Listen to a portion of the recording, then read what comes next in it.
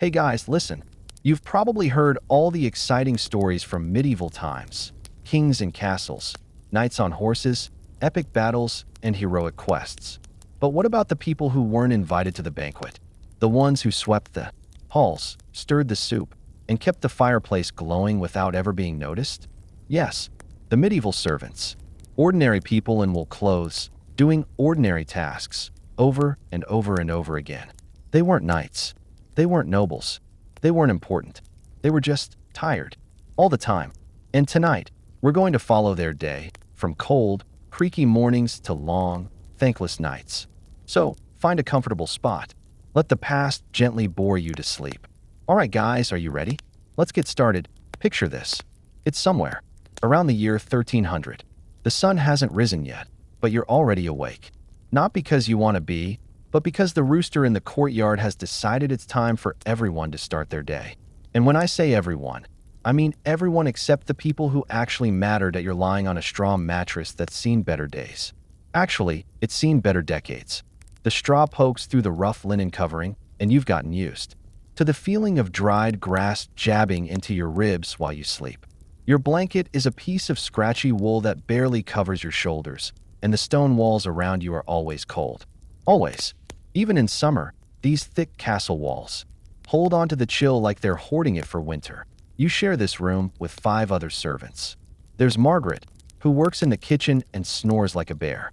There's Thomas, who tends the horses and somehow always smells like hay and manure, even after washing. There's little Anna, who can't be more than 14 and still cries quietly, sometimes when she thinks no one can hear.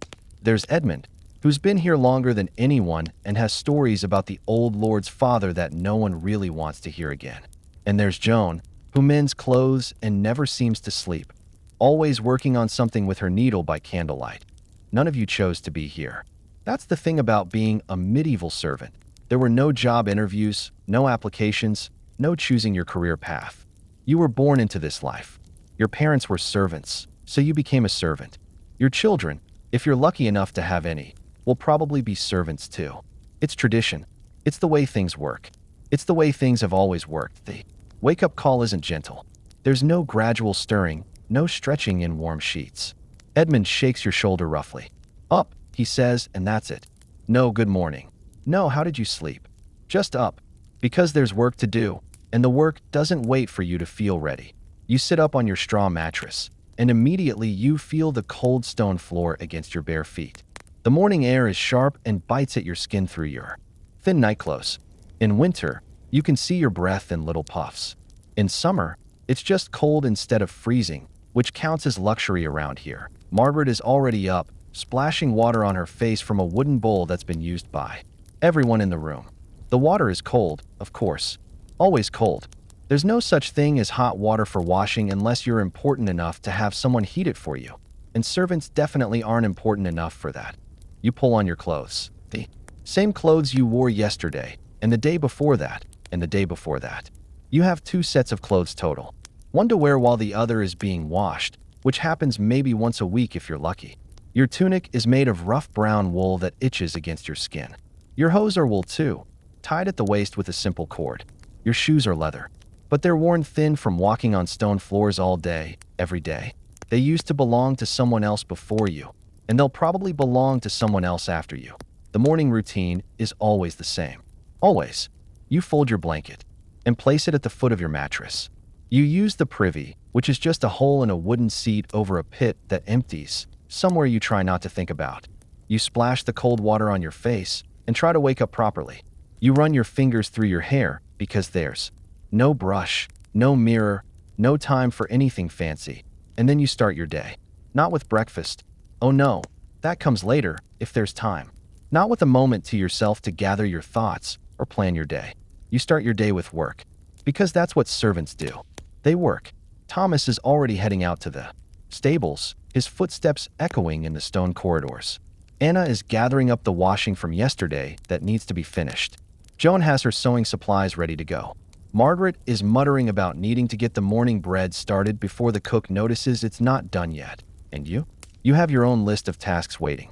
The same tasks as yesterday. The same tasks as tomorrow. The same tasks you'll be doing until you're too old to do them anymore. At which point you'll hope someone younger will take care of you the way you took care of the people who came before you.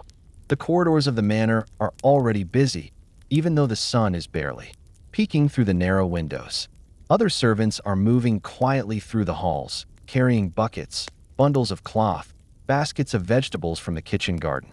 Everyone knows their job. Everyone knows their place. Everyone knows that talking too loudly or moving too slowly might attract the attention of someone who matters, and that's never a good thing. You make your way to the great hall, where your first task of the day waits. The rushes on the floor need to be swept and changed. Rushes are basically just dried grass and herbs scattered on the stone floor to make walking more comfortable and to absorb. Well, let's just say they absorb things you don't want to step in. But they need to be changed regularly, or they start to smell and attract vermin. The great hall is enormous. High ceilings supported by thick stone pillars. Long wooden tables that can seat dozens of people when the Lord is entertaining guests. A massive fireplace that could probably fit 3 people standing up inside it. Tapestries hanging on the walls depicting scenes of noble hunting parties and religious figures. It's impressive and intimidating and completely designed to make you feel small, which you do. Feel small. That is, you grab a broom, a bundle of twigs tied to a wooden handle, and start sweeping. The old rushes are damp and smelly and stick to the broom. Some of them have things in them you don't want to identify. You sweep them toward the edges of the room, gathering them into piles that you'll need to carry outside to the midden heap later. The work is monotonous. Sweep, gather, sweep, gather. Your back starts to ache from bending over. Your hands get rough from gripping the wooden handle. The dust makes you sneeze, and the smell makes your eyes water. But you keep sweeping because that's what you do. That's what you've always done. Other servants move around you as you work. Some are lighting candles in the wall sconces. Some are wiping down the long wooden tables with damp cloths. Some are laying out fresh rushes to replace the ones you're sweeping up. Everyone has their job. Everyone knows what needs to be done. Nobody talks much. Not because it's forbidden, exactly, but because there's not much to say. What would you talk about? The weather? It's always cold and often wet. Your plans for the day? They're the same as yesterday's plans and tomorrow's plans. Your hopes and dreams? Those are luxuries for people who have time to think about such things. So you sweep in silence, listening to the quiet sounds of the manor waking up. Footsteps on stone, doors opening and closing. The distant sound of someone chopping wood in the courtyard. The occasional voice calling out instructions or asking for help with something heavy. And slowly, very slowly, the great hall starts to look clean and fresh again. The old rushes are gone, replaced with new ones that smell like lavender and rosemary. The tables are wiped down and ready for the day's meals. The candles are lit and casting warm, flickering light on the stone walls. You step back and look at your work. It's not glamorous. It's not exciting. But it's done, and it's done well, and that's what matters. Because tomorrow you'll do it all again, and the day after that, and the day after that. And now, with the great hall finished, it's time to move on to the next task. Because there's always a next task. Always something else that needs to be done. Always another job waiting for your attention. The morning is still young, and you're already tired. But that's normal. That's life as a medieval servant. You're always tired, and there's always more work to do. If you thought sweeping the great hall was the end of your morning routine, well, you thought wrong. That was just the beginning. The warm-up, if you will. Because being a medieval servant means your day is organized around an endless list of tasks that need to be completed, and completed well, and completed on time. See, the thing about manor life is that everything runs on routine. Everything has its place, its time, its proper way of being done. And servants are the people who make sure all of that happens seamlessly, invisibly, without the noble family having to think about any of it. After finishing the great hall, you make your way to the kitchen to see what Margaret needs help with. The kitchen is probably the busiest place in the entire manor and definitely the warmest. There's always a fire going in the massive hearth, always something cooking in the iron pots hanging over the flames, always the smell of bread baking, and soup simmering and herbs drying in bundles from the ceiling beams. Margaret is already deep into her morning routine when you arrive. She's kneading dough for the day's bread, her strong arms working the mixture of flour, water, and yeast. into smooth, elastic loaves. Her face is red from the heat of the fire, and there's flour dusted across her apron and in her hair. About time, she says without looking up from her dough. I need you to fetch water from the well. The big bucket, not the small one. And mind you don't spill it on the way back. I need every drop for the washing and the cooking. So you grab the big bucket, and it really is big, made of wooden staves bound with iron hoops, heavy even when it's empty, and head out to the well. In the courtyard, the well is maybe 100 yards from the kitchen, which doesn't sound like much until you're carrying a full bucket of water back and forth, all day long. The courtyard is busy with morning activity. Thomas is leading horses out of the stable to the water trough. A group of men are sharpening tools near the blacksmith's workshop. Someone is chopping wood for the day's fires, the rhythmic thunk of the axe echoing off the stone walls. Chickens peck and cluck around the dirt, looking for scraps and insects. You lower the bucket into the well, feeling the rope slide through your hands as it drops down into the darkness. When you hear the splash, you start pulling it back up, hand over hand. The full bucket is heavy, much heavier than it looks, and by the time you've hauled it to the surface, your arms are already feeling the strain. The walk back to the kitchen is careful and slow. You've learned from experience that rushing with a full bucket of water just means you'll slosh half of it out and have to make another trip. So you walk steadily, both hands gripping the handle, watching the water slosh gently back and forth as you move. Back in the kitchen, Margaret directs you to pour half the water into a large cauldron hanging over the fire and the other half into a wooden tub for washing dishes and cleaning. Then she sends you right back out for another bucket, and another, by the time you've made 5 trips to the well. Your shoulders are aching and your hands are getting blistered from gripping the rough rope and wooden bucket handle. But the kitchen finally has enough water for the day's cooking and cleaning, so you can move on to the next task. Right, Margaret says, wiping her floury hands on her apron. The bread's in the oven, the soup started, and we've got water. Now I need you to go help Joan with the laundry. She's been asking for an extra pair of hands all week, and today we've actually got the time to spare. So you head to the laundry area, which is a large room near the kitchen with several wooden tubs, scrubbing boards, and lines strung across the ceiling for hanging clothes to dry. Joan is there with Anna, both of them bent over tubs of soapy water, scrubbing clothes against corrugated wooden boards. Oh good, Joan says when she sees you. Grab that basket there and start on the Lord's linens. They need to be perfect. No stains, no tears, and definitely no wrinkles when they're dry.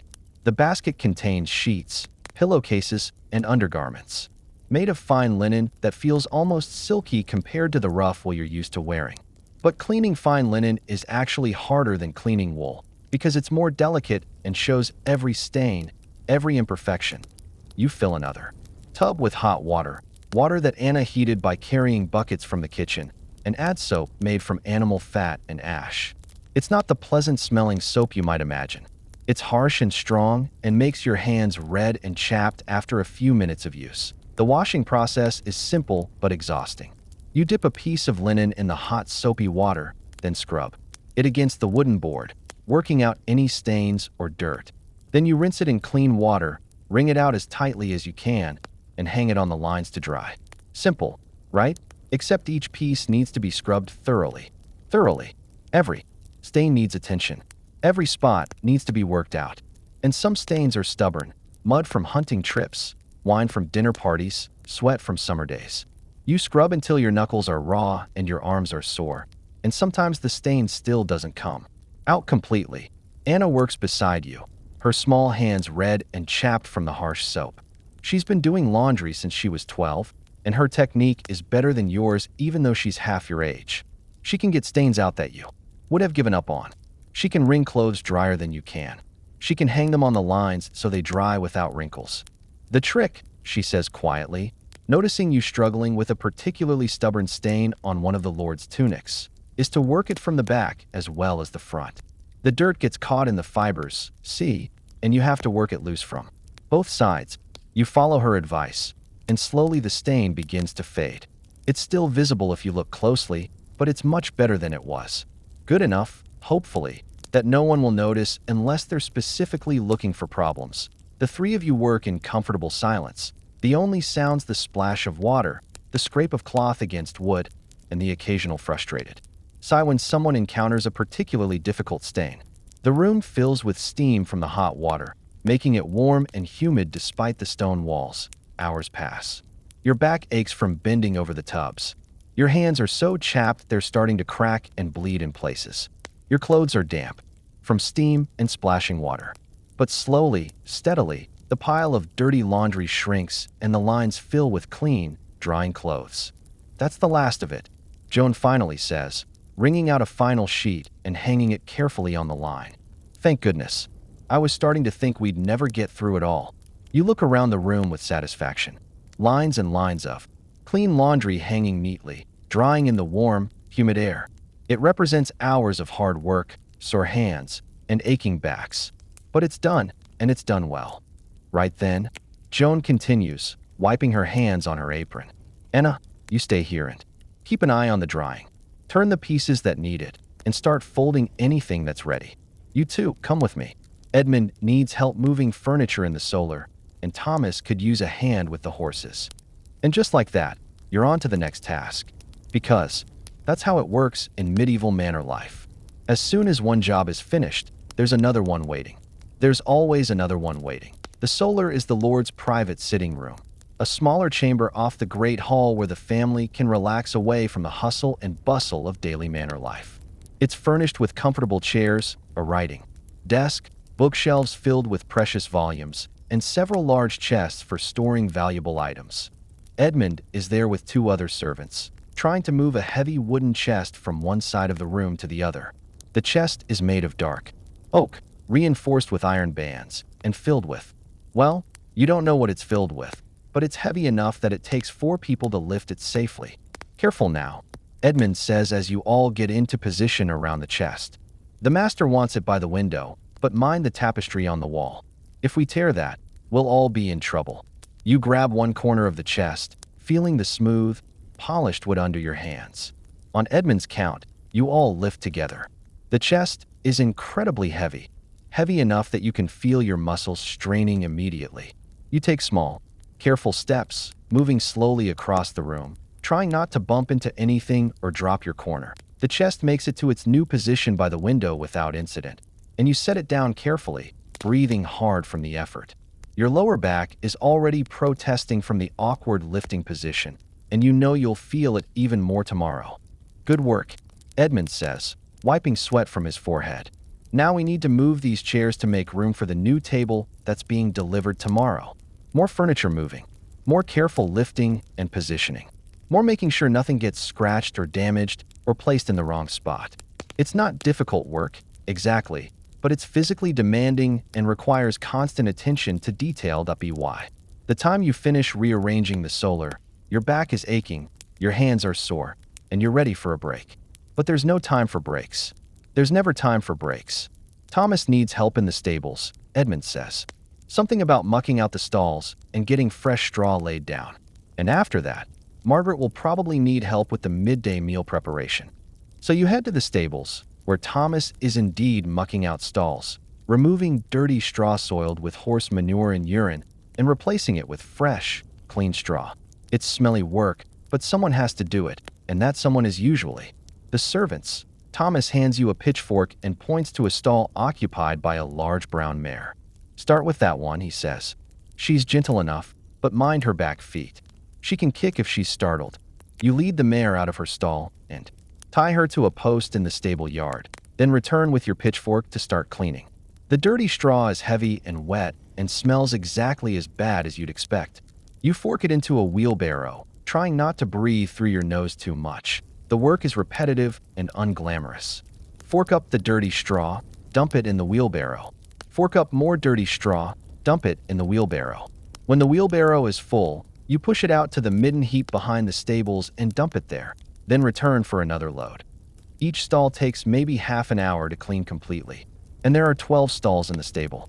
By the time you finish the last one, your clothes smell like horse manure, your back is aching from all the bending and lifting, and your hands are blistered from gripping the wooden pitchfork handle. But the stables are clean and fresh, with new straw laid down in each stall, and the horses seem content, as they're led back to their clean homes. It's honest work, necessary work, and seeing the results makes the effort feel worthwhile. Good job, Thomas says, clapping you on the shoulder. The horses appreciate clean quarters, even if they can't say so. Now you'd better get back to the kitchen. I heard Margaret calling for extra hands with the meal preparation. So back to the kitchen you go, where Margaret is indeed in the middle of preparing the midday meal for the entire household. The kitchen is a scene of controlled chaos, pots bubbling over the fire, servants chopping vegetables, bread being sliced, and Margaret directing it all with the practiced efficiency of someone who's been doing this for decades. There you are, she says when she sees you. I need you to help with the turnips. They need to be peeled and chopped, and they need to be done properly. No thick peels, no uneven pieces. The cook will have my head if the vegetables aren't uniform. You settle down at a wooden table with a sharp knife and a pile of turnips that seems impossibly large. Peeling and chopping vegetables sounds simple, but doing it well, doing it quickly, and doing it uniformly requires skill and practice that you're still developing. Each turnip needs to be peeled carefully, removing the tough outer skin without wasting too much of the vegetable underneath. Then it needs to be chopped into even pieces that will cook at the same rate. Too big, and some pieces will be undercooked. Too small, and they'll turn to mush. Just right, and they'll add texture and flavor to the soup without calling attention to themselves. You work steadily, your knife moving in practiced motions. Peel, chop, peel, chop. The pile of prepared turnips grows slowly, while the pile of raw ones seems to shrink hardly at all. Your hand starts to cramp from gripping the knife, and you develop a small cut on your finger from a moment of inattention. Around you, other servants are doing similar work with other vegetables. Carrots, onions, leeks, whatever the kitchen garden has provided for today's meals. Everyone works quietly and efficiently, focused on their tasks and mindful of the time pressure, because there is time pressure. The midday meal needs to be ready at a specific time when the Lord and his family expect to eat. There's no flexibility in the schedule, no room for delays or mistakes. The meal will be served when it's supposed to be served, and everything needs to be ready. Finally, after what feels like hours, but is probably only 1 hour, your pile of turnips is completely peeled and chopped. Your hand is cramped, your back is sore from hunching over the table, and you have small cuts on 2 of your fingers from the sharp knife. But the job is done, and done well. Margaret inspects your work with a critical eye, then nods approvingly. Good. Add them to the pot there, and then help with carrying the bread to the great hall. The meal service starts in a few minutes, and so your morning of endless tasks continues. Each job leads to another job, which leads to another job, which leads to another job. There's no moment to sit down, no time to rest, no opportunity to do anything for yourself. This is life as a medieval servant. Work from before sunrise until after sunset, with brief breaks for meals and sleep, and then wake up tomorrow to do it all again. But don't worry, there's more to come, much more, because we're only just getting started on this very long, very tiring day in the life of a medieval servant. After hours of preparing food for others, you finally get to think about eating some yourself. But here's the thing about being a medieval servant. You eat last, you eat least, and you eat what's left over after everyone more important than you has had their fill. The midday meal service is a carefully orchestrated affair. You and the other servants carry platters of food from the kitchen to the great hall, where the Lord's family and any guests are seated at the high table on a raised platform. Below them, at long wooden tables, sit the household officials, the steward, the bailiff, and other people of middling importance. You move quietly around the edges of the great hall, refilling cups with ale, bringing fresh bread from the kitchen, clearing away empty platters and replacing them with full ones. The conversations at the tables wash over you. Discussions of local politics, plans for the harvest, gossip about neighboring lords, but you're not really listening. You're focused on your tasks, on being invisible, on making sure everything runs smoothly without drawing attention to yourself. The Lord sits in an ornate wooden chair at the center of the high table, carving meat from a roasted joint with a sharp knife. The lady of the manor sits beside him, delicately picking at her food with her fingers in the refined manner expected of nobility. Their children, if they're old enough, sit nearby, learning proper table manners and the complex social rules of noble dining. The food they eat is elaborate and varied. Roasted meats, beef, pork, mutton, sometimes venison if the hunting has been good. Fish prepared in various ways, baked, boiled, fried in expensive oils. Vegetables cooked with herbs and spices that cost more than a servant's monthly wages. Bread made from fine white flour instead of the coarse brown flour that everyone else eats. Sweet dishes made with honey and imported fruits that most people will never taste. You watch them eat as you work, and your stomach growls quietly. The smells are wonderful: roasted meat, fresh bread, herbs and spices, but they're not for you. Not yet. Maybe not at all, depending on how much is left when the important people are finished. The dining process is slow and social. People don't just eat. They talk, they laugh, they conduct business, they negotiate marriages and land deals. Meals are as much about politics and social interaction as they are about nutrition, which means they last for hours while you stand and wait and serve and try not to think about how hungry you are. You grab one corner of the chest, feeling the smooth, polished wood under your hands. On Edmund's count, you all lift together. The chest is incredibly heavy, heavy enough that you can feel your muscles straining immediately. You take small, careful steps, moving slowly across the room, trying not to bump into anything or drop your corner. The chest makes it to its new position by the window without incident, and you set it down carefully, breathing hard from the effort.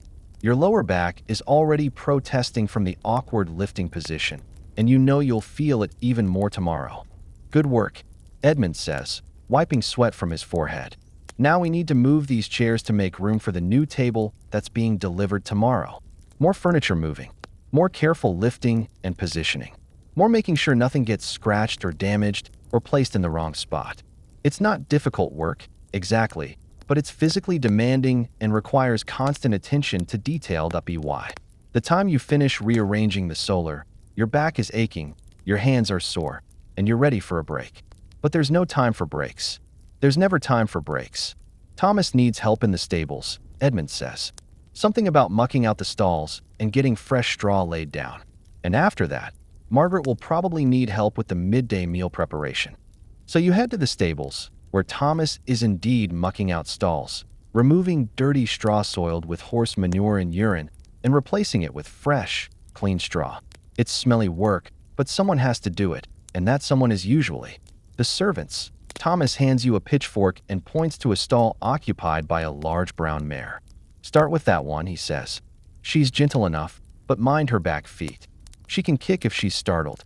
You lead the mare out of her stall and tie her to a post in the stable yard, then return with your pitchfork to start cleaning. The dirty straw is heavy and wet and smells exactly as bad as you'd expect. You fork it into a wheelbarrow, trying not to breathe through your nose too much. The work is repetitive and unglamorous. Fork up the dirty straw, dump it in the wheelbarrow. Fork up more dirty straw, dump it in the wheelbarrow. When the wheelbarrow is full, you push it out to the midden heap behind the stables and dump it there, then return for another load. Each stall takes maybe half an hour to clean completely, and there are 12 stalls in the stable. By the time you finish the last one, your clothes smell like horse manure, your back is aching from all the bending and lifting, and your hands are blistered from gripping the wooden pitchfork handle. But the stables are clean and fresh, with new straw laid down in each stall, and the horses seem content as they're led back to their clean homes. It's honest work, necessary work, and seeing the results makes the effort feel worthwhile. Good job, Thomas says, clapping you on the shoulder. The horses appreciate clean quarters, even if they can't say so. Now you'd better get back to the kitchen. I heard Margaret calling for extra hands with the meal preparation. So back to the kitchen you go, where Margaret is indeed in the middle of preparing the midday meal for the entire household. The kitchen is a scene of controlled chaos, pots bubbling over the fire, servants chopping vegetables, bread being sliced, and Margaret directing it all with the practiced efficiency of someone who's been doing this for decades. There you are, she says when she sees you. I need you to help with the turnips. They need to be peeled and chopped, and they need to be done properly. No thick peels, no uneven pieces. The cook will have my head if the vegetables aren't uniform. You settle down at a wooden table with a sharp knife and a pile of turnips that seems impossibly large. Peeling and chopping vegetables sounds simple, but doing it well, doing it quickly, and doing it uniformly requires skill and practice that you're still developing. Each turnip needs to be peeled carefully, removing the tough outer skin without wasting too much of the vegetable underneath. Then it needs to be chopped into even pieces that will cook at the same rate. Too big, and some pieces will be undercooked. Too small, and they'll turn to mush. Just right, and they'll add texture and flavor to the soup without calling attention to themselves. You work steadily, your knife moving in practiced motions. Peel, chop, peel, chop. The pile of prepared turnips grows slowly, while the pile of raw ones seems to shrink hardly at all. Your hand starts to cramp from gripping the knife, and you develop a small cut on your finger from a moment of inattention. Around you, other servants are doing similar work with other vegetables. Carrots, onions, leeks, whatever the kitchen garden has provided for today's meals. Everyone works quietly and efficiently, focused on their tasks and mindful of the time pressure, because there is time pressure. The midday meal needs to be ready at a specific time when the Lord and his family expect to eat. There's no flexibility in the schedule, no room for delays or mistakes. The meal will be served when it's supposed to be served, and everything needs to be ready. Finally, after what feels like hours, but is probably only 1 hour, your pile of turnips is completely peeled and chopped. Your hand is cramped, your back is sore from hunching over the table, and you have small cuts on 2 of your fingers from the sharp knife. But the job is done, and done well. Margaret inspects your work with a critical eye, then nods approvingly. Good. Add them to the pot there, and then help with carrying the bread to the great hall. The meal service starts in a few minutes, and so your morning of endless tasks continues. Each job leads to another job, which leads to another job, which leads to another job. There's no moment to sit down, no time to rest, no opportunity to do anything for yourself. This is life as a medieval servant. Work from before sunrise until after sunset, with brief breaks for meals and sleep, and then wake up tomorrow to do it all again. But don't worry, there's more to come, much more, because we're only just getting started on this very long, very tiring day in the life of a medieval servant. After hours of preparing food for others, you finally get to think about eating some yourself. But here's the thing about being a medieval servant. You eat last, you eat least, and you eat what's left over after everyone more important than you has had their fill. The midday meal service is a carefully orchestrated affair. You and the other servants carry platters of food from the kitchen to the great hall, where the Lord's family and any guests are seated at the high table on a raised platform. Below them, at long wooden tables, sit the household officials, the steward, the bailiff, and other people of middling importance. You move quietly around the edges of the great hall, refilling cups with ale, bringing fresh bread from the kitchen, clearing away empty platters and replacing them with full ones. The conversations at the tables wash over you. Discussions of local politics, plans for the harvest, gossip about neighboring lords, but you're not really listening. You're focused on your tasks, on being invisible, on making sure everything runs smoothly without drawing attention to yourself. The Lord sits in an ornate wooden chair at the center of the high table, carving meat from a roasted joint with a sharp knife. The lady of the manor sits beside him, delicately picking at her food with her fingers in the refined manner expected of nobility.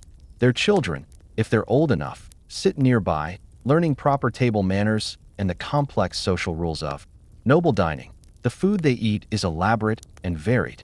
Roasted meats, beef, pork, mutton, sometimes venison if the hunting has been good.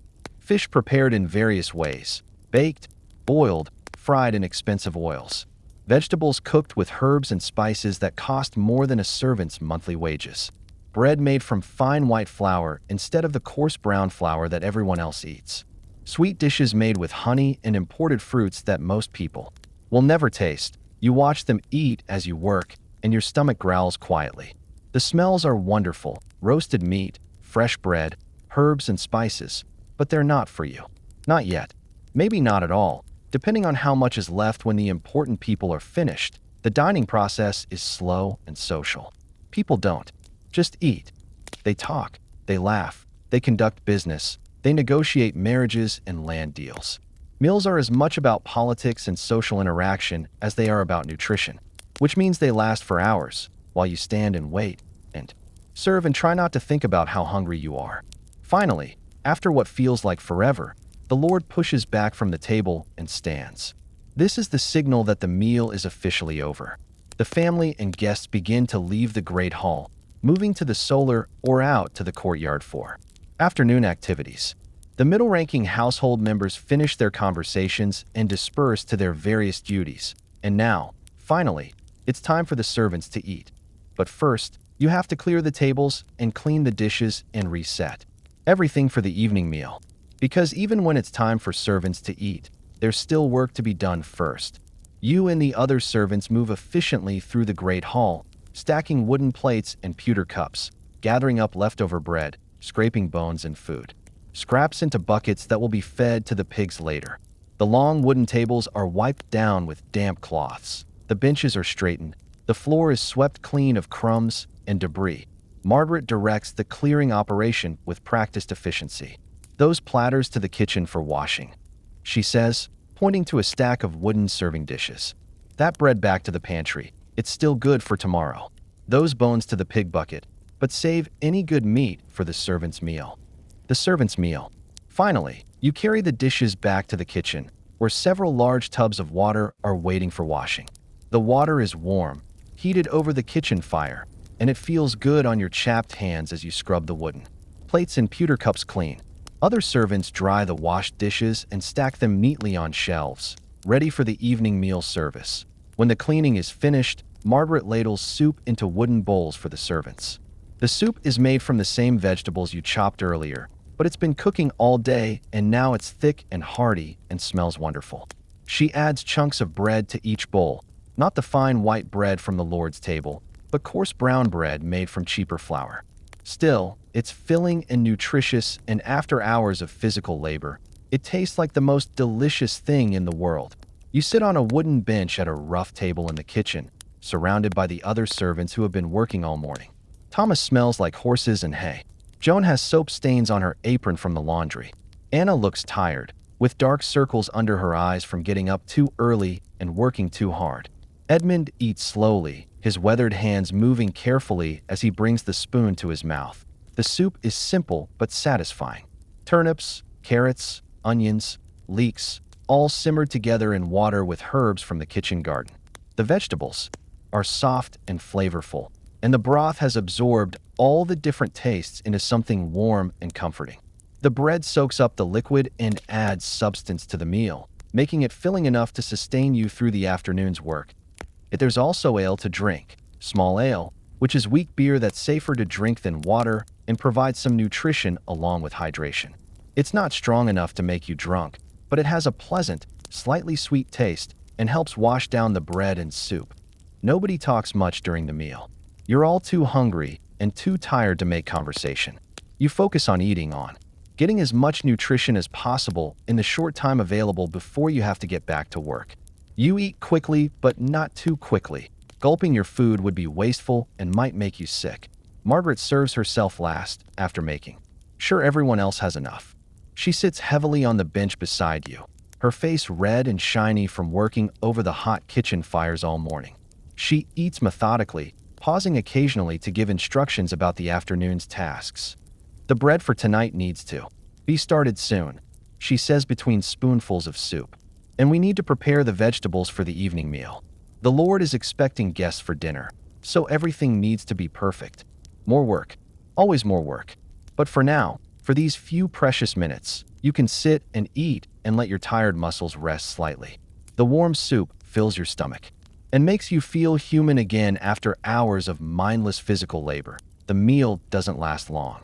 Maybe 20 minutes, maybe 30 at most. As soon as Margaret finishes her soup, she's back on her feet, directing the afternoon's food preparation. The brief respite is over, and it's time to get back to work. But the food has helped. The warmth in your stomach, the nutrition from the vegetables and bread, the hydration from the ale, it all combines to give you the energy you need for the afternoon's tasks. Simple food, yes. Boring food, maybe. But food that does its job of keeping you fed and functional. You stack your empty bowl with the others and help wash the servants' dishes. Because even after eating, there are still dishes to be cleaned. Then you dry your hands on a rough cloth, towel, and prepare for whatever task Margaret assigns next. Right then, she says, surveying the kitchen with a critical eye. We need to start the bread for tonight, prepare the vegetables for the evening soup, and check on the ale barrels in the cellar. And someone needs to help with the evening meal preparation. Always something else to do. Always another task waiting. But at least now you have food in your stomach and the strength to continue working through the long afternoon ahead. The simple meal has served its purpose. It wasn't fancy or exciting or particularly flavorful, but it was nutritious and filling, and prepared with care from ingredients grown and raised right here on the manor. It connected you to the land, to the seasons, to the simple cycle of growing and preparing and eating food that has sustained people for generations. And tomorrow you'll eat another meal just like it. The same soup, the same bread, the same ale. Day after day, meal after meal, year after year. Simple, repetitive, predictable. Just like everything else in the life of a medieval servant, if you think washing dishes by hand in modern times is tedious, try doing it in medieval times when by hand really means by hand. No soap dispensers, no scrub brushes, no rubber gloves, no hot running water. Just you, some harsh soap made from animal fat and wood ash, cold or lukewarm water if you're lucky, and whatever rags or rough cloths you can find to scrub with. After the servant's meal, the afternoon cleaning begins in earnest. And when I say cleaning, I mean the kind of thorough, exhausting, never-ending cleaning that keeps a medieval manor functioning despite the complete absence of any modern conveniences. You start with the dishes from the servant's meal: wooden bowls, pewter cups, iron spoons.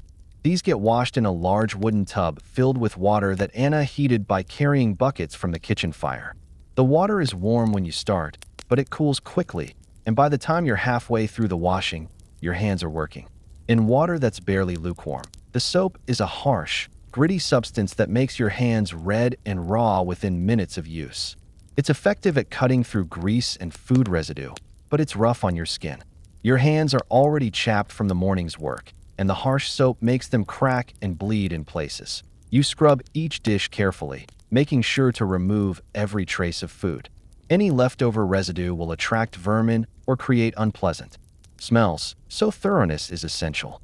The wooden bowls need special attention because wood absorbs liquids and odors, and if they're not cleaned properly, they'll start to smell sour and eventually become unusable. The pewter cups are easier to clean but harder to dry without leaving water spots. Pewter is a soft metal that scratches easily, so you have to be gentle while still being thorough. Each cup gets scrubbed inside and out, then dried carefully with a clean cloth and polished until it shines. Joan works beside you, washing the larger serving dishes that were used for the midday meal. These are heavier and more awkward to handle, and some of them have stubborn food residue that requires serious scrubbing. She attacks each dish methodically, her experienced hands working efficiently despite the harsh conditions.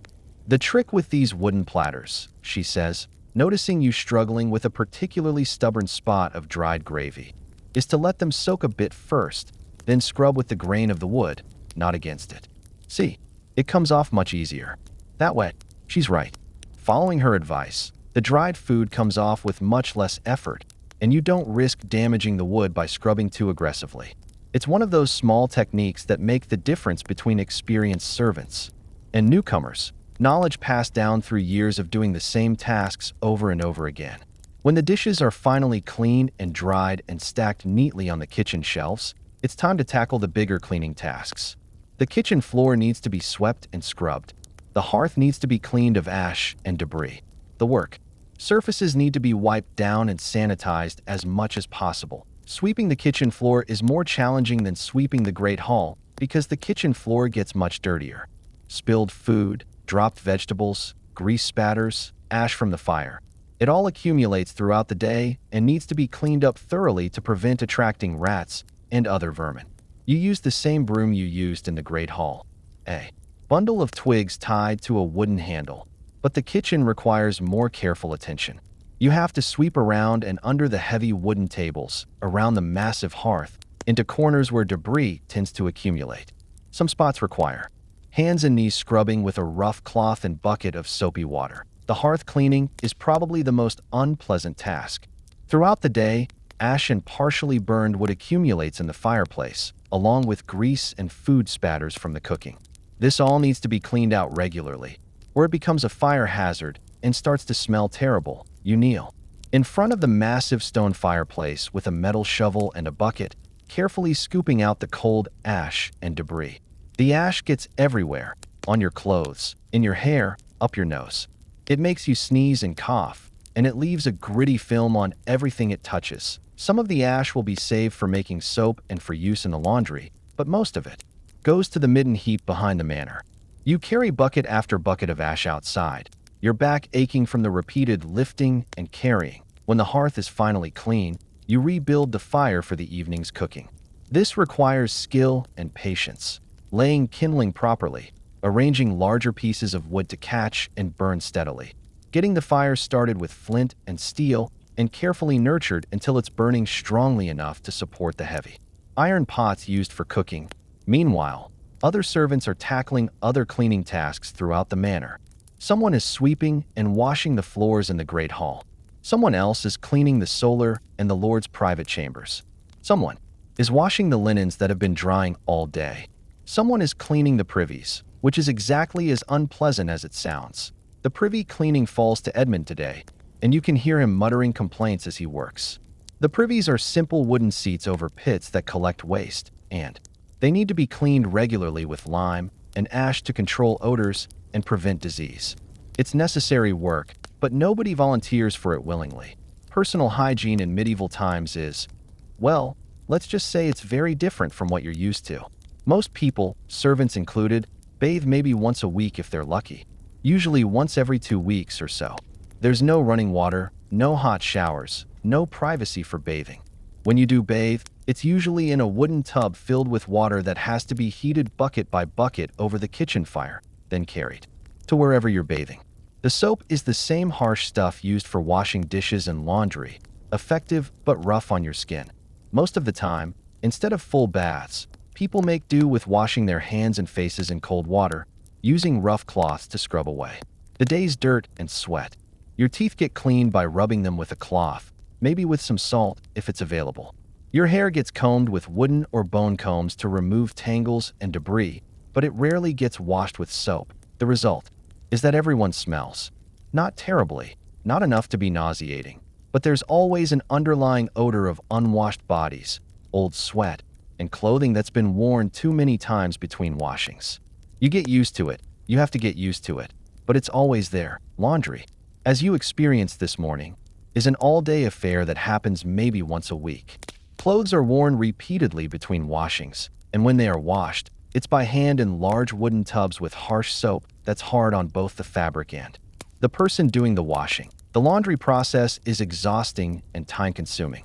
Each piece of clothing has to be soaked, scrubbed, rinsed, wrung out, and hung to dry. Stains require special attention. Some come out easily, others require repeated scrubbing, and some never come out completely no matter how hard you work at them.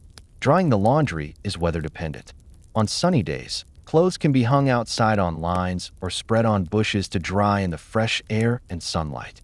On rainy days, everything has to be hung inside, usually in the laundry room or near the kitchen fire, where the humidity and lack of air circulation means everything takes much longer to dry and sometimes develops a musty smell. When the laundry is finally dry, it has to be folded and put away properly. Fine linens belonging to the Lord's family need to be folded carefully to avoid wrinkles, then stored in wooden chests with herbs to keep them fresh and free of insects. Servants' clothing is folded more simply and stored in baskets or on shelves. You spend the late afternoon helping with these various cleaning tasks, moving from job to job as needed. Your hands, already raw from the morning's work, become more chapped and cracked from the harsh soap and constant exposure to water. Your back aches from bending over wash tubs and scrubbing floors. Your knees hurt from kneeling on stone floors while cleaning corners and crevices. But slowly, steadily, the manor becomes clean and fresh again. The floors are swept and scrubbed, the dishes are washed and put away, the laundry is clean and drying. The fires are burning cleanly without smoky buildup. It's honest work that produces visible, satisfying results. Even if it's physically demanding and repetitive, as the afternoon wears on, thoughts turn to the evening meal preparation. The Lord is expecting guests for dinner, which means extra work for everyone. More food to prepare, more dishes to clean, more serving and cleaning up afterward. Margaret calls you back to the kitchen to help with vegetable preparation for the evening meal. There are turnips to peel and chop, carrots to clean and slice, onions to prepare, without crying too much from the sharp vapors. The same repetitive tasks you did this morning, but now for a larger, more elaborate meal. Your knife skills have improved slightly over the course of the day. Your cuts are more even. Your peeling is more efficient. Your hands are more confident despite being sore and chapped. Practice makes progress, even in something as simple as chopping vegetables. The kitchen gradually fills with the smells and sounds of dinner preparation. Bread baking in the oven, soup simmering in iron pots, meat roasting over the fire. Other servants move efficiently around you, each focused on their specific tasks, all working together to produce a meal that will meet the Lord's expectations and reflect well on the entire household. And as the sun begins to sink lower in the sky, casting long shadows through the narrow kitchen windows, you realize that your long day of medieval servant life is far from over. There's still the evening meal service to get through, more cleaning afterward, and various other tasks before you can finally rest. But for now, you focus on chopping vegetables with steady, rhythmic motions, letting the repetitive work occupy your hands while your mind drifts into the peaceful monotony that will, hopefully, help you drift off to sleep. The evening meal service is where the art of being invisible truly matters. As a medieval servant, your job during formal dining is to anticipate needs before they're expressed, to move silently through the great hall, and to ensure that everything runs smoothly without anyone noticing you're there at all. The guests begin arriving as the sun sets, their horses clattering into the courtyard with a sound that echoes off the stone walls. You can hear their voices drifting through the windows, loud, confident voices used to being heard and obeyed. These are people of importance. Neighboring lords, wealthy merchants, church officials, all gathered for an evening of dining, conversation, and political maneuvering. You and the other servants have been preparing for this moment all afternoon. The great hall has been cleaned and arranged perfectly. Fresh rushes have been scattered on the floor, mixed with herbs that release pleasant scents when walked upon. The long wooden tables have been set with the manor's finest dishes, pewter plates that gleam in the candlelight, silver cups for the most important guests, linen napkins that Joan and Anna spent hours washing and pressing to remove every wrinkle. Candles burn in iron sconces along the walls, casting flickering shadows that dance across the stone surfaces. The massive fireplace has been built up with fresh wood, providing both warmth and light. Everything has been arranged to create an atmosphere of wealth, comfort, and hospitality. Margaret has outdone herself with the food preparation. There are multiple courses planned: roasted meats, elaborate pies, vegetables prepared in various ways, sweet dishes made with honey and spices, and plenty of ale and wine to keep the conversation flowing. The kitchen has been working at full capacity all afternoon, and the results are impressive even by medieval standards. As the guests take their seats, you position yourself near the kitchen entrance, ready to carry food and drink to the tables. The seating arrangement is carefully planned according to social hierarchy. The lord and lady sit at the high table, with the most important guests arranged on either side in order of precedence. Less important guests sit at the lower tables, but still in positions that reflect their status and importance. The meal begins with a blessing from the local priest, everyone bowing their heads while he intones Latin phrases that you don't understand but have heard countless times before. Then the Lord raises his cup in a toast, welcoming his guests and expressing hope for a pleasant evening. The guests respond with their own toasts, and finally the serving can begin. This is your cue to spring into action. You move quietly from the kitchen to the great hall, carrying a large pewter platter loaded with sliced roasted beef. The platter is heavy and awkward, and you have to be careful not to spill any of the meat juices on the clean floor or, worse, on any of the guests. You approach the high table from the left side, as you've been trained to do. The serving protocol is precise and must be followed exactly. You present the platter first to the Lord, holding it steady while he selects the pieces he wants. Then to the lady, then to the most important guests, working your way down the table in order of precedence. Each person takes their time selecting their food, often engaging in conversation while you stand there holding the heavy platter. Your arms begin to ache, but you keep the platter steady and your expression neutral. Your furniture, essentially, functional but unnoticed, present but invisible. Ah, excellent beef, says one of the guests, a portly man with expensive clothes and rings on his fingers. Your cook knows how to prepare meat properly. So many places these days, the meat is tough as leather. The Lord accepts the compliment. Graciously, we're fortunate to have good pastures here, he replies. The cattle feed well, and that shows in the quality of the meat. You continue holding the platter while they discuss the relative merits of different cattle-raising techniques, the challenges of feeding livestock through the winter, and the proper aging of beef. The conversation is mildly interesting, but you're not really listening. You're focused on keeping the platter steady and waiting for the right moment to move on to the next guest. Finally, the portly man makes his selection, and you can move on. The next guest is a thin woman with sharp features and expensive jewelry. She takes her time examining the meat, eventually selecting a small piece and placing it delicately on her plate. She doesn't acknowledge your presence at all. You might as well be a piece of furniture for all the attention she pays to you. And that's exactly how it should be. The mark of good service is invisibility. If the guests notice you, it means you've done something wrong, spilled something, made noise, moved too slowly or too quickly, somehow drawn attention to yourself. Good servants are silent, efficient, and unobtrusive. You work your way around the table, serving each guest in turn. Some are quick and decisive in their selections. Others take their time, examining the food carefully before choosing. A few engage you in brief conversation, asking about the preparation of the meat or complimenting the quality, but most treat you as part of the furniture. When the beef platter is empty, you return it to the kitchen and pick up the next course, roasted fowl arranged on a large wooden serving board. The birds have been stuffed with herbs and bread, roasted until the skin is crispy and golden, and garnished with fresh greens from the kitchen garden. They look and smell delicious, and your stomach growls quietly as you carry them to the grate.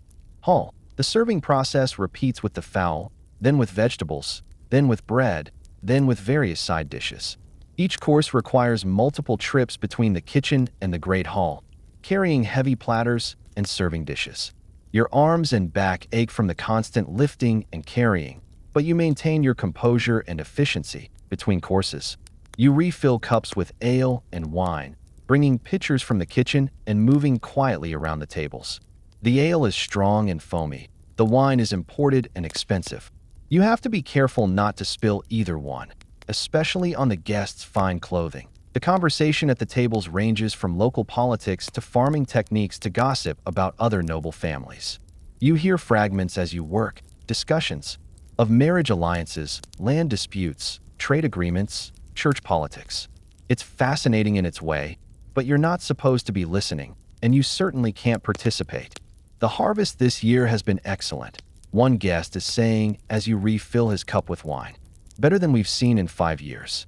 The weather has been perfect. Enough rain in the spring, plenty of sun in the summer. Yes, we've been fortunate, the Lord agrees, though I worry about the coming winter. The almanacs suggest it might be a harsh one, and we need to make sure we have enough stored grain and preserved meat to see us through. Wise planning, another guest adds. I remember the winter of '97, terrible cold, snow for months. We nearly ran out of food before spring came. You continue your work while they discuss the challenges of medieval life, crop failures, harsh winters, political instability, the constant threat of war or disease. These are concerns that affect everyone, servants included. But from your position, you can only listen and hope that the Lord's planning and preparation will be sufficient to keep the household fed and secure. As the evening progresses, the guests become more animated, their voices louder and their gestures more expansive. The wine is having its effect, loosening tongues and making conversation more free-flowing. You have to be more careful now, watching for spilled drinks and making sure the increasingly boisterous guests don't knock over candles or damage the fine table settings. The meal continues with multiple courses, each one requiring the same careful service. Sweet dishes made with honey and dried fruits. Cheese served with fresh bread. Nuts and other delicacies. Each course is presented with ceremony and served with precision, maintaining the formal atmosphere despite the increasingly relaxed mood. Of the guests, you notice that other servants are working just as hard as you are. Thomas is keeping the fire built up and the candles lit. Joan is helping with the serving, moving efficiently between tables with her own platters and pitchers.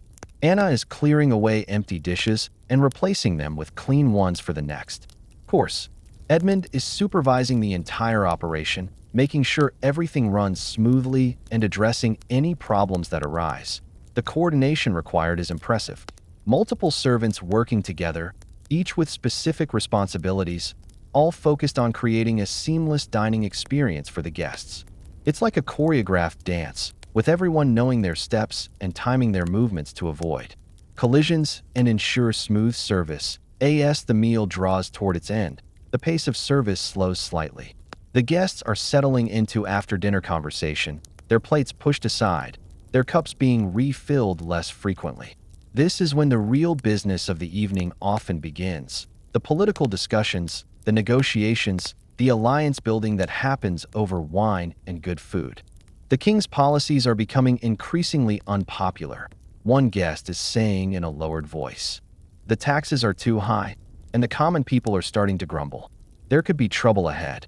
Perhaps, the Lord replies carefully. But these are matters above our station. We serve the crown faithfully and trust in the wisdom of our betters. It's a diplomatic response, neither agreeing nor disagreeing with the criticism.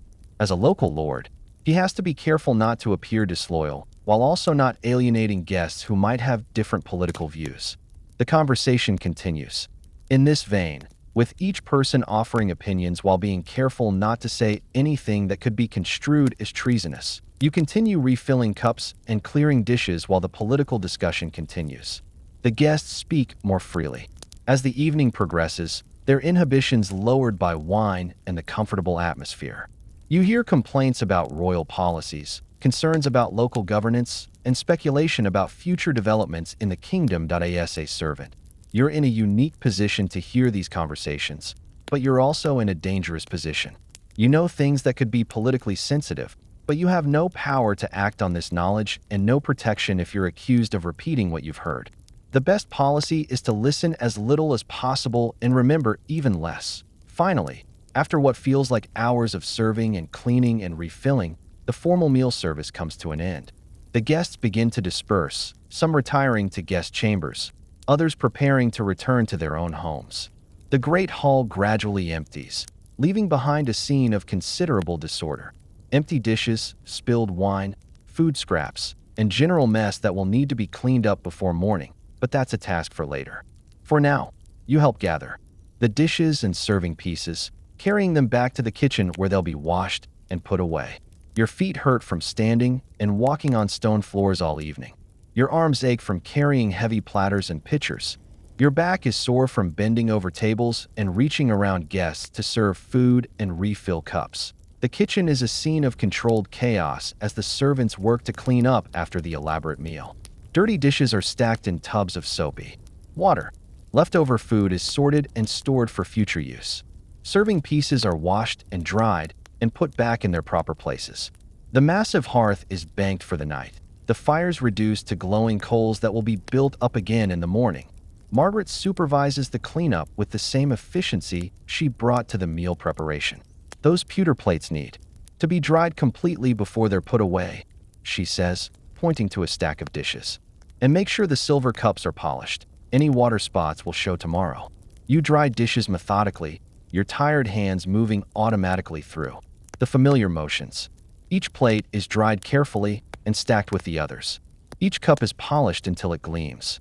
Each serving piece is cleaned and put in its designated place. The work continues late into the evening, long after the guests have retired and the Lord's family has gone to their chambers. Servants work by candlelight, finishing the cleaning and preparation for tomorrow's meals. There's bread to be set to rise for the morning, vegetables to be prepared for the next day's cooking, and countless other small tasks that keep the household running smoothly. Finally, when the last dish is washed and the last task is completed, you're free to retire to your own chambers. Your feet are sore, your hands are chapped and raw, your back aches from the long day's work, but you've done your job well. The evening meal service was successful, the guests were satisfied, and the Lord's reputation for hospitality has been maintained. You climb the narrow stone stairs to the servants' quarters, each step requiring effort from your tired legs. The corridors are dark and quiet now, lit only by the occasional candle in a wall sconce. Most of the other servants have already retired, exhausted by their own long day of work. In your shared chamber, you can hear the quiet breathing of your fellow servants, already asleep despite the hard straw mattresses and scratchy blankets. You undress quietly, not wanting to wake them, and settle onto your own mattress. The straw pokes through the linen covering, but you're too tired to care. As you lie there in the darkness, you can still hear faint sounds from other parts of the manor. A door closing somewhere, footsteps in a distant corridor, the night watchman making his rounds. But these sounds are comforting rather than disturbing, the familiar background noise of a household settling down for the night. Tomorrow will bring another day of the same work: cleaning, cooking, serving, washing, endless repetitive tasks that keep the manor functioning. But for now, you can rest, letting your tired body relax into the straw mattress and your mind drift towards sleep. The life of a medieval servant is not glamorous or exciting, but it has its rhythms and routines, its small satisfactions and quiet moments. You've done honest work, served faithfully, and contributed to the smooth functioning of the household.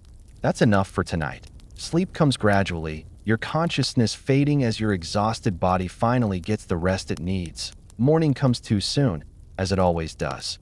The rooster in the courtyard announces the dawn with his usual enthusiasm, and Edmund is already shaking shoulders and calling for everyone to get up. Your body protests as you sit up on the straw mattress.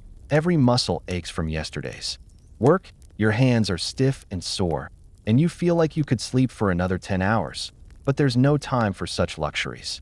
The day's work is waiting, and the first task is getting dressed in clothes that were never designed for comfort.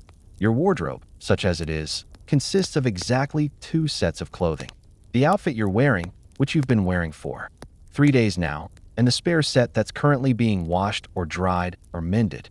Medieval servants don't have the luxury of variety when it comes to clothing. You wear what you have, and you make it last as long as possible. The basic outfit is simple and practical, designed for hard work rather than appearance. Your tunic is made of coarse brown wool, woven from the fleeces of sheep raised right here on the manor. The wool is undyed, so it's the natural grayish-brown color of sheep's wool, and it's been woven into a rough, sturdy fabric that can withstand constant wear and frequent washing. The tunic reaches to about mid-thigh and is designed to be worn loose, allowing for freedom of movement while working. It's held at the waist by a simple rope belt, and the sleeves are long enough to provide some protection for your arms while working with rough materials or over hot fires. But comfort, that's not really a consideration. The wool is scratchy against your skin, especially around the neck and wrists where the fabric rubs constantly. The weave is rough and uneven, with loose threads that catch on things and occasionally pull free. The tunic is shapeless and unflattering, designed purely for function rather than any aesthetic consideration. Underneath the tunic, you wear a linen undergarment, if you're lucky enough to have one. Not all servants do. The linen is softer than the wool, but it's still rough by modern standards, woven from flax fibers that haven't been processed to the smooth texture you might expect. It provides a barrier between your skin and the scratchy wool tunic, but it's not particularly comfortable. In its own right, your legs are covered by hose, essentially wool stockings that reach from your feet to your thighs.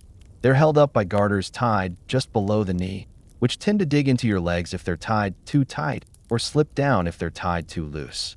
The hose are knitted from the same rough wool as your tunic, and they're about as comfortable as you'd expect wool stockings to be when worn all day, every day. The hose are particularly problematic because they're designed to be tight-fitting, but medieval knitting techniques aren't precise enough to create a perfect fit.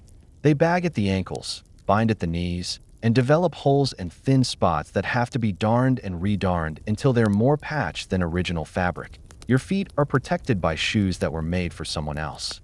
Not literally, they weren't custom-made for another person, but they weren't custom-made for you either. Medieval shoemaking is a craft, but it's not a precise science. Shoes are made in general sizes and shapes, and you wear whatever fits reasonably well here. Shoes are made of leather that's been tanned and shaped into a basic shoe form. They have leather soles that provide some protection from stones and rough ground, but they're thin enough that you can feel every pebble and irregularity in the path. The leather upper is soft and flexible, but it's not waterproof, so your feet get wet whenever you walk through puddles or damp grass.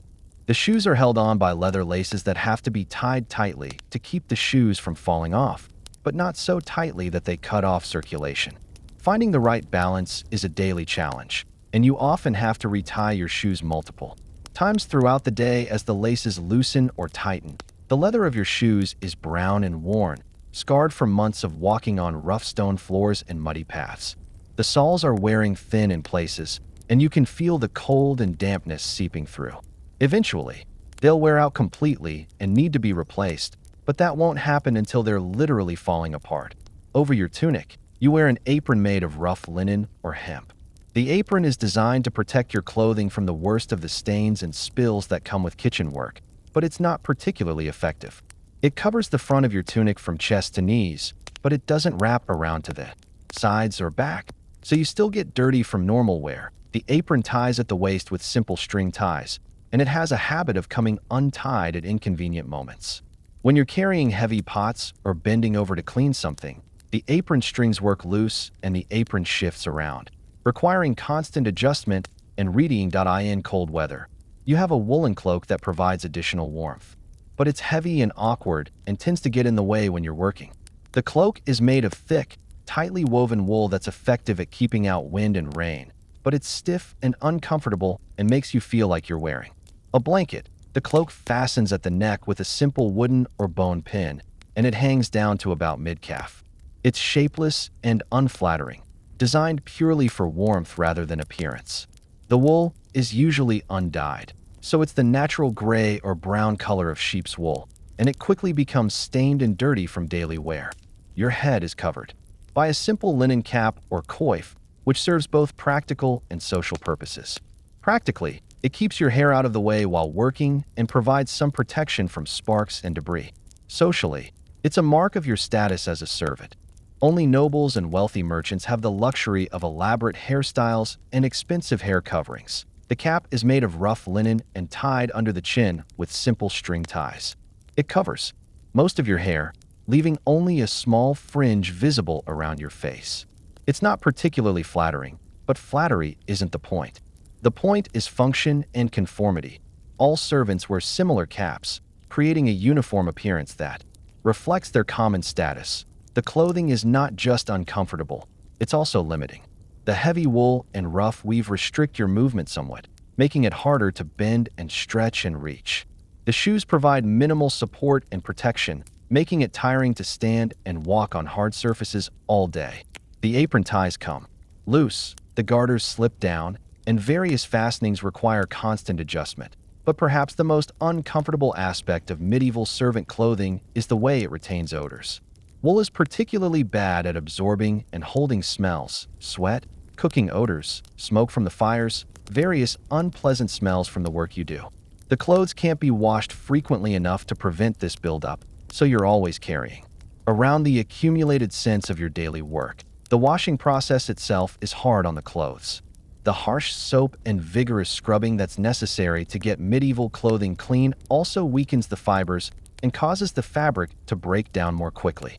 Colors fade, if there were any colors to begin with. The fabric becomes thinner and more fragile. Seams pull apart and have to be mended repeatedly. Mending is a constant necessity. Holes develop from wear and tear, seams split from stress, and tears occur from catching the fabric on rough surfaces. Joan spends hours every week mending clothes for the household, her needle moving constantly as she reinforces weak spots, patches holes, and replaces worn areas. The mending is functional rather than decorative. Patches are sewn on with whatever thread is available, regardless of color matching. Holes are darned with a grid of thread that's stronger than the original fabric, but looks nothing like it. Tiers are sewn together with rough stitches that are designed to hold rather than to look good. As you get dressed in the dim light of the servants' quarters, you go through the familiar routine of adjusting and arranging your clothing. The tunic needs to be straightened and the belt tied properly. The hose need to be pulled up and the garters retied. The shoes need to be laced tightly enough to stay on, but not so tight that they cut off circulation. The apron needs to be tied securely. At the waist, that it's a process that takes several minutes and requires attention to detail. Get any part of it wrong, and you'll be uncomfortable all day. Or worse, you'll have a wardrobe malfunction that draws unwanted attention from the people you serve. The other servants in your chamber are going through the same routine, everyone dressing quietly in the dim light. There's not much conversation. You're all too tired and too focused on getting ready for the day ahead. The rustle of clothing and the soft sounds of lacing and tying are the only noises in the room. Margaret appears in the doorway, already dressed. And ready for the day. "Come along," she says briskly. "The bread needs to be started, and we have a full day ahead of us. The Lord's cousin is arriving this afternoon with his retinue, and we need to prepare for additional guests. More work, more people to serve, more meals to prepare and clean up after." You finish adjusting your clothing and follow Margaret toward the kitchen, your uncomfortable but familiar outfit settling into its accustomed places as you begin to move. The shoes pinch slightly at the toes, the hose bind at the knees, the wool tunic scratches at your neck and wrists. But this is normal. This is what you wear every day, what you've worn for years, what you'll continue to wear until the clothes literally fall apart and need to be replaced. And as you walk down the stone corridor toward the kitchen, you can already feel the familiar aches and discomforts that will accompany you throughout the day. Your feet will hurt from the thin-soled shoes. Your legs will be tired from the binding hose. Your skin will be irritated from the rough wool, but you're used to it. You've been wearing clothes like this for so long that you barely notice the discomfort anymore. It's just part of being a medieval servant, like the hard work, the simple food, and the endless repetition of daily tasks. The kitchen is already warming up as Margaret builds up the fire and begins the day's bread preparation. You take your position at the work table and begin the familiar routine of another day's work. Your uncomfortable but serviceable clothing settling into the rhythm of movement and labor that defines your life. And as you work, your mind begins to drift into the peaceful monotony that will carry you through another long day of medieval servant life. The afternoon sun is slanting through the narrow windows of the laundry room when Margaret makes an unexpected announcement. "We're ahead of schedule today, thanks to everyone working so hard. Take an hour for yourselves before we start preparing the evening meal." An hour. 60 whole minutes with no assigned tasks, no one directing your movements, no specific work that must be completed. It's an unusual luxury in the life of a medieval servant, and you're not entirely sure what to do with it. The other servants disperse quickly, each pursuing their own brief respites. Thomas heads to the stables to check on a mare who's expecting a foal soon. It's technically work, but it's work he chooses to do rather than work assigned to him. Joan goes to her sewing basket to work on a small embroidery project she's been picking at for months whenever she has a spare moment. Anna, still fighting her illness, simply finds a quiet corner where she can rest without being observed and judged for not working. You step outside into the courtyard, breathing the fresh air and feeling the weak winter sun on your face. After hours of working indoors by firelight and candlelight, the natural light feels wonderful, even though it's filtered through gray clouds that promise more rain before evening. The courtyard is busy with the usual activities, people going about their various tasks, chickens pecking in the dirt, a dog sleeping in a patch of sunlight against a stone wall. But for once, you're not hurrying through this space to get from one task to another. You can actually stop and observe, letting your mind relax from the constant focus required by your daily work. Free time for medieval servants is rare and precious. Most of your waking hours are devoted to assigned tasks that keep the manor functioning. When you're not working, you're eating quickly or sleeping not enough. Moments like this, when you can simply exist without purpose or direction, are unusual enough to feel almost strange. You find yourself at a loss for how to spend this unexpected gift of time. In your regular life, every moment is accounted for, every action directed toward some specific goal. The idea of choosing what to do with your time is so foreign that it requires conscious thought. Some servants use free time for personal maintenance that they can't fit into their regular schedules. You could go to your sleeping quarters and attempt to mend a tear in your spare tunic, or try to improve the fit of your shoes by adding padding, or search your clothing for lice and remove them one by one. Personal grooming is another possibility. You could find a bucket of clean water and attempt to wash more thoroughly than the quick morning face splash allows. You could try to clean under your fingernails, which are permanently stained from work and embedded with dirt that resists casual washing. You could attempt to do something with your hair, though the coarse linen cap you wear makes elaborate styling pointless. But these practical activities feel too much like work when you're supposed to be having free time. Instead, you decide to take a walk around the manor grounds, exploring areas you normally only pass through while hurrying to complete tasks. You start with the kitchen garden, where vegetables grow in neat rows despite the late season. Most of the summer crops have been harvested and stored for winter, but there are still turnips, cabbages, and leeks growing in the dark soil. The garden is surrounded by a low fence to keep out rabbits and other small animals that would destroy the crops. Walking slowly through the garden rows, you can appreciate the careful planning and hard work that goes into food production. Every plant has been seeded, tended, weeded, and watered by hand. Every vegetable will be harvested, prepared, and served by servants like yourself. It's satisfying to see this part of the food chain that you're usually too busy to observe. Beyond the kitchen garden is the herb garden, where Margaret grows the plants she uses for cooking and basic medicine. Rows of rosemary, thyme, sage, and other culinary herbs fill the air with subtle fragrances.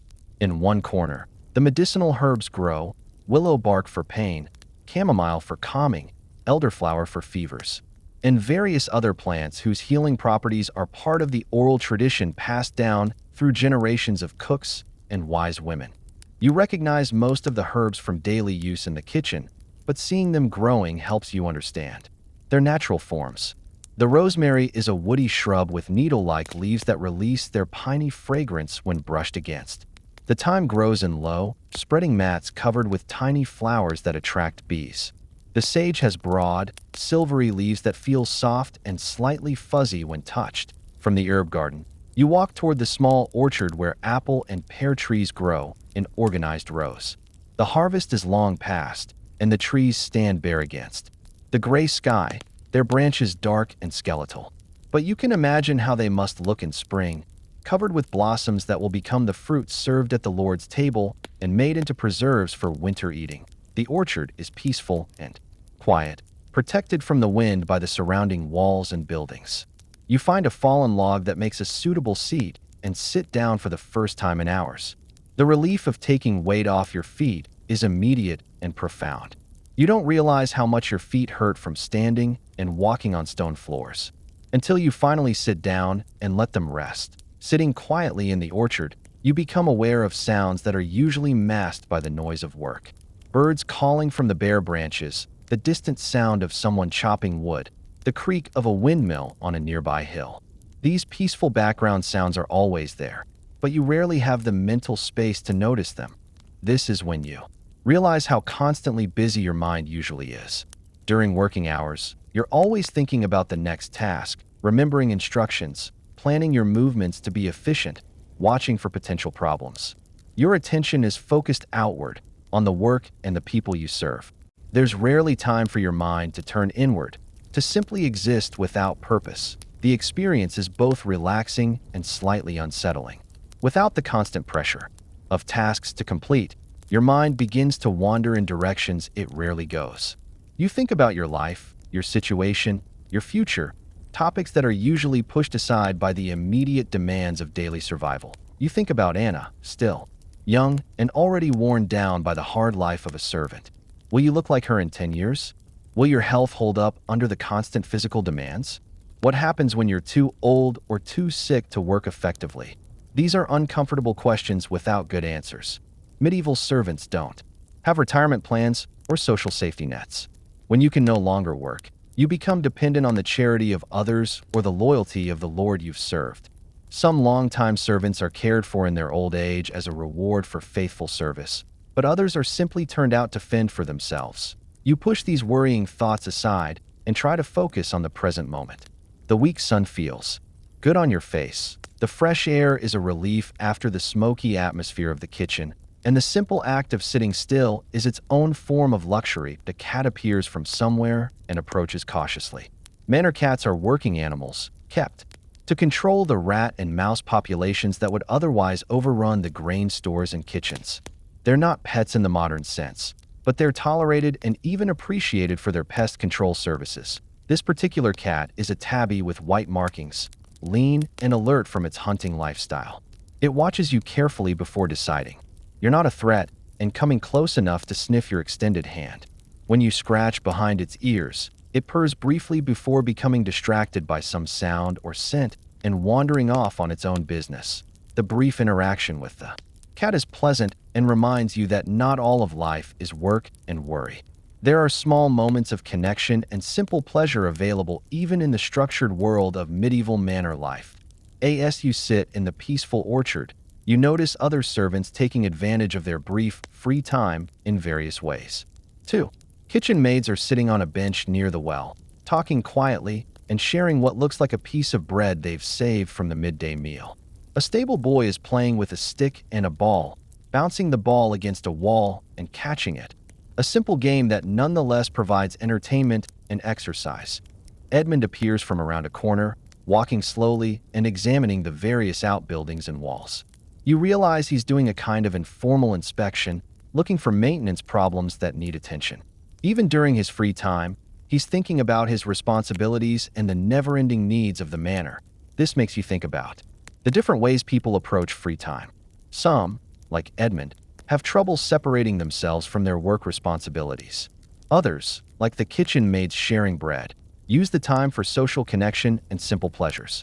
Still others, like Anna resting in her corner, use it for the physical rest their bodies desperately need. You find yourself somewhere in the middle, using the time for a kind of mental rest, stepping back from the immediate demands of work and allowing your mind to process and observe rather than constantly react and respond. A bell rings from somewhere in the manor, signaling that the hour of free time is coming to an end. The sound brings an immediate change in the atmosphere as people finish their personal activities and begin mentally preparing to return to work. The kitchen maids wrap up their conversation, the stable boy puts away his ball, Edmund heads back toward the main buildings. You stand up from your log seat, feeling the stiffness in your joints from sitting still after so much physical activity. Your feet, which had been grateful for the rest, now protest at having to bear weight again. But the brief respite has been refreshing, providing a mental and physical break that will help you get through the rest of the day. Each manor had its own intricate web of rules that governed everything from how you walked through corridors to which staircase you could use. These weren't laws written in books, but traditions passed down through generations of service. The head steward would explain them to you on your first day, speaking in measured tones about proper deportment. Walk quickly but never run. Speak only when spoken to by those above your station. Always step aside when nobility passed, keeping your eyes lowered in deference. Mealtimes had their own elaborate protocols. Servants ate in strict order of hierarchy. The butler first, then the cook, then the chambermaids, and finally the scullery workers. You learned to recognize the subtle signals that indicated when to begin eating, when to pass dishes, when to clear the table in silence. The laundry had rules too. Delicate fabrics required specific handling, silk washed separately from wool. Lords' garments never mixed with servants' clothes. You memorized which soaps were for which materials, which drying methods prevented shrinkage. Even your sleeping arrangements followed unspoken guidelines. Senior servants claimed beds closest to the hearth. New arrivals slept by the drafty windows until someone left or passed on. The hierarchy extended into every corner of existence. But there was comfort in this structure, wasn't there? No decisions to make about what to wear. You had one outfit for work, perhaps one for holy days. No wondering what to cook. Your meals were provided. No career planning. Your path was set by birth and circumstance. The bells told you when to wake, when to work, when to eat, when to sleep. The seasons dictated your tasks: spring cleaning, summer harvests, autumn preservation, winter mending. Year after year, the same rhythms, the same expectations. You learned to find small rebellions within compliance. A muttered comment shared with fellow servants.